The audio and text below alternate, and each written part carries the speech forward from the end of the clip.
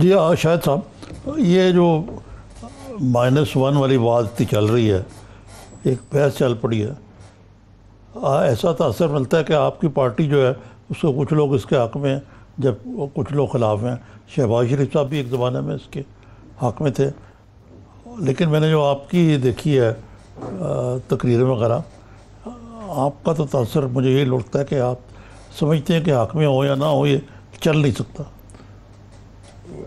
Sir मैं 88 से देख रहा हूँ सियासत में कि हर वज़ीर-ए-आज़म के बारे में -1 की बात आती है। -1 मेरी नज़र में एक नामुमकिन बात है, क्योंकि जो पार्टी का रूह रवां जो होता है उसको आप निकाल के वो पार्टी सियासत नहीं कर सकती। ख्वाहिश होती है पार्टी के अंदर भी लोगों की, ये पार्टी का इंटरनल मसला होता है, -1 बाहर से नहीं हो सकता।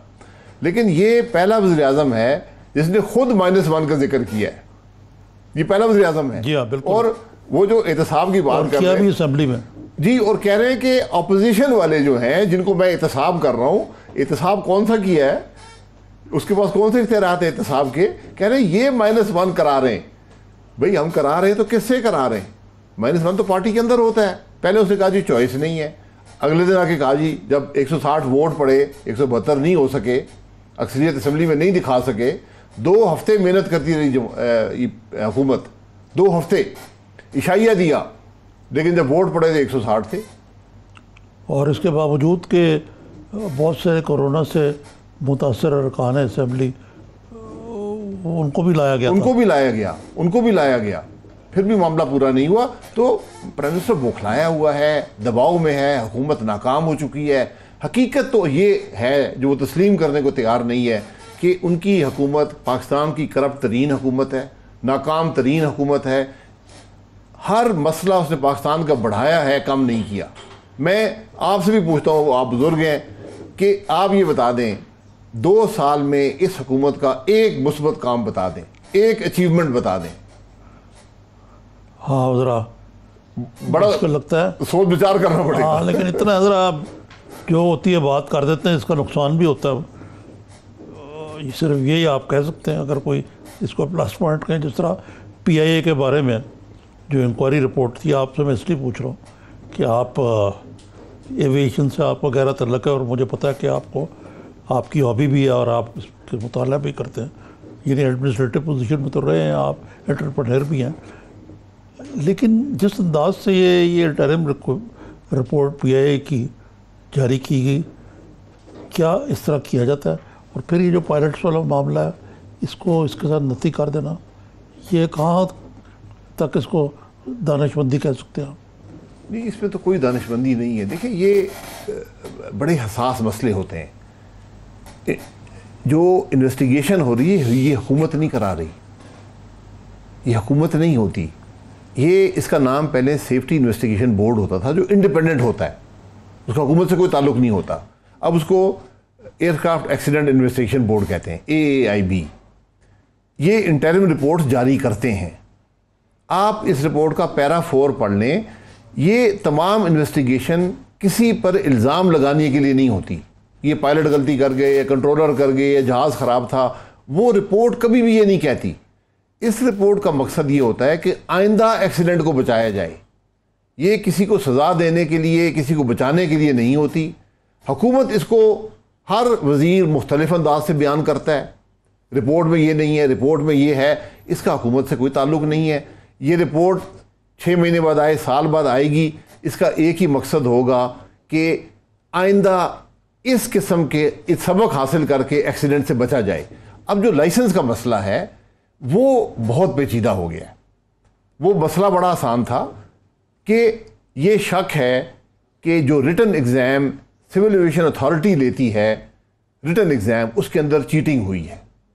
ये शक है। उसकी शायद कोई इन्वेस्टिगेशन भी हुई है साल पहले, अभी तक उसकी कोई रिपोर्ट सामने नहीं आई। लेकिन यह भी हकीकत है कि 28 लोगों को पिछले साल शो कॉज नोटिस जारी किए गए, वो अदालत चले गए। उसके बाद अदालत के हुक्म पर उनको हियरिंग मिली, हियरिंग के बाद कोई एक्शन उनके खिलाफ नहीं हुआ। फिर यकदम ये कहा गया पार्लियामेंट के अंदर कि 262 पायलटों के, जो कि 30% पायलट बनते हैं, उनके लाइसेंस फेक हैं और सस्पिशियस हैं। लाइसेंस कभी फेक नहीं हो सकता, लाइसेंस जारी किया गया है। अगर ये शक है कि उस लाइसेंस को हासिल करने वाले एग्ज़ाम में चीटिंग हुई है, तो फिर तरीका ये था कि सिविल एविएशन इदारा जी जी जो लाइसेंस जारी करता है, जो इम्तिहान लेता है, वो उन 262 को शो कॉज जारी करता कि जनाब आपके खिलाफ ये इल्ज़ामात हैं, आप पेश हों, अपनी सफाई दें। उसके बाद ये DGCA का इख्तियार है कानून के तहत कि वो लाइसेंसेस कैंसिल कर दे, लाइसेंस कैंसिल कर दे, और वो हुकूमत को समरी भेजते हैं, क्योंकि कानून में लिखा है कि हुकूमत की अप्रूवल चाहिए। हुकूमत अब काबीना, जहाँ फेडरल गवर्नमेंट लिखा होता है वो काबीना है, वो समरी काबीना को जाती, वो एक फॉर्मेलिटी है, वो अप्रूव करते, उनके लाइसेंस कैंसिल हो जाते। यहाँ क्या हुआ, ये बड़ा एहसास, मैं आखिरी बयान कर देता हूँ।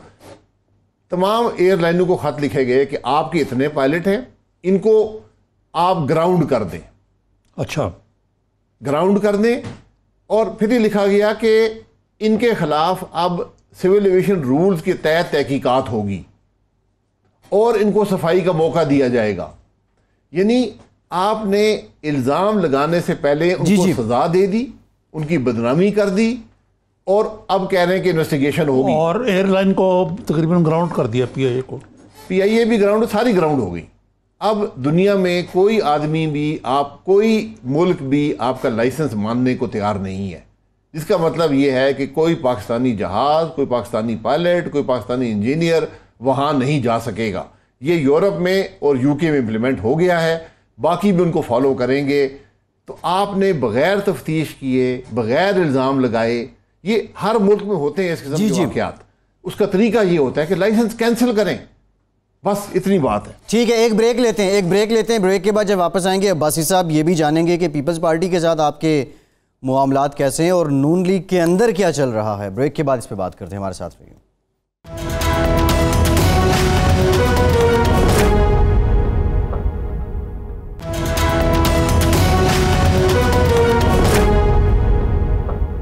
ब्रेक के बाद एक बार फिर से आपको खुशामदीद कहेंगे। शाहिद खाकान अब्बासी साहब भी हमारे साथ मौजूद हैं, निज़ामी साहब भी साथ हैं। बिलावल भुट्टो ज़रदारी साहब ने लाहौर में जो प्रेस कॉन्फ्रेंस की कल, उसमें उन्होंने अपनी बॉल नून लीग के कोर्ट में फेंकी है और APC से मुतालिक उन्होंने क्या कहा, देखिए। बिल्कुल उम्मीद करता हूँ कि मुस्लिम लीग नवाज़ वैसे ही किरदार अदा करेगी जैसे करना चाहिए ऑपोजिशन में। बहुत अहम किरदार हमारा leader of the opposition Shahbaz Sharif साहब का है। हम भी उम्मीद रखते हैं कि जल्द ही शहबाज शरीफ साहब हमसे रब्ता करेंगे अपना APC के लिए। शाहिद खाकान अब्बासी साहब, आपने आज जो प्रेस कॉन्फ्रेंस की उसमें भी कहा कि -1 नहीं, आप -PTI देख रहे हैं, लेकिन बिलावल साहब ये एक्सपेक्ट कर रहे हैं शहबाज शरीफ साहब से कि वो कब APC बुलाएंगे। एक तो ये बता दें कब APC बुलाएंगे, दूसरा शहबाज शरीफ साहब अल्लाह उनको सेहत दे, लेकिन ये तासुर भी आ रहा है कि सियासी तौर पे भी वो क्वारंटाइन हुए हैं। उनके ट्वीट्स तो आ जाते हैं, लेकिन उन ट्वीट्स में भी रस्मी बात ही होती है, कोई वे फॉरवर्ड नहीं होता। देखिए, शहबाज साहब पहले मुल्क से बाहर थे, आप सब ने कहा जी नहीं आ रहे, वो जब आ गए उसके बाद आपने कहा जी वो कोई बात नहीं कर रहे। उन्होंने बातें की हैं, प्रेस कॉन्फ्रेंसेस भी की हैं, उन्होंने इश्यूज़ पर बात की है। हर रोज़ तो शहबाज साहब मेला नहीं लगा सकते। अब उनको कोरोना का इशू है, वो सेहतियाब होकर इंशाल्लाह अपना पूरा हिस्सा लेंगे। उस वक्त तक उनकी जमात मौजूद है, हमारा डेली बेसिस पर उनसे रब्ता होता है, मशवरा करते हैं और पार्टी को आगे चलाते हैं। तो उनकी एब्सेंस की कोई कमी नहीं है, क्योंकि वो हमारे साथ हैं। अब जहाँ तक APC की बात है, बिलावल साहब ने जिक्र किया है, यकीनन APC होनी चाहिए, लेकिन APC तमाम अपोजिशन जमातों को साथ रखकर होती है और आज ज़रूरत है APC की। तो इंशाल्लाह शहबाज साहब और बिलावल साहब का रब्ता है और दीगर जमातों से मशवरा करके ये फैसला हो जाएगा। ये बिलावल साहब लाहौर शहबाज साहब को मिलने नहीं आए थे? नहीं, मेरा नहीं ख्याल हो। शहबाज साहब किसी से मिलते नहीं है, मिल सकते नहीं है, क्वारंटीन में है, ये आइसोलेशन में है। हाँ, जरदारी साहब भी खुद भी क्वारंटीन में, वो भी तो जी उनकी और बीमारी है, उनको शायद कोरोना नहीं है। हाँ, लेकिन वो वैसे ही क्वारंटीन। जी वो मिल नहीं रहे किसी। जी। अच्छा, ये जो मामला है APC का, आपने ठीक कहा, मौलाना फजल रहमान भी बड़े फ्रंट फुट पे प्रेस कॉन्फ्रेंस कर रहे थे, आज मैंने देखा। आप मौलाना फजल रहमान और बिलावल वैसे तो सेफ पेज पे हैं या नहीं आप? क्योंकि मौलाना फजल रहमान तो वो बात जो मेरे ख्याल से आपकी पार्टी के हसन इकबाल साहब ज़्यादा कहते हैं कि इमरान ख़ान और पाकिस्तान इकट्ठे नहीं चल सकते। ये बात एक ज़माने में भुट्टो के बारे में वली ख़ान ने कही थी जी। तो आया यही बात मौलाना फजल रहमान कहते हैं